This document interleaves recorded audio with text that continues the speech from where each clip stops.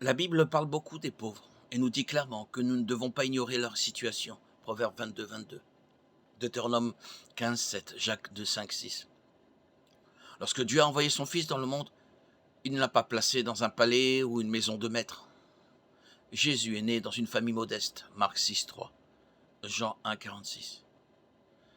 La Bible donne des exemples de personnes riches bénies par Dieu, notamment Abraham, Genèse 13, 2. Jacob, Genèse 30, 43 et Salomon, 1 roi 10, 23. Mais dans la grande majorité des cas, lorsque l'Écriture parle de richesse matérielle, elle nous met en garde contre les dangers de la possession de richesses. Ce n'est pas un péché d'être riche, mais les richesses invitent certainement à la tentation. Le péché ne réside pas dans la possession de richesses, mais dans notre attitude à leur égard et dans la façon dont nous les utilisons. 1 Timothée 6,9 dit « Ceux qui veulent s'enrichir tombent dans la tentation, dans le piège et dans beaucoup de désirs insensés et pernicieux qui plongent les hommes dans la ruine et la perdition. » Le verset 10 continue en disant « Car l'amour de l'argent est une racine de tous les maux.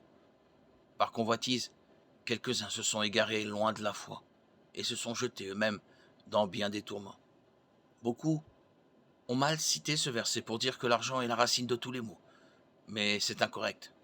Le verset dit que l'amour de l'argent est ce qui nous piège. Nos idoles nous définissent. Lorsque nous nous concentrons sur le succès terrestre, la richesse, les relations ou la célébrité, nous devenons des idolâtres.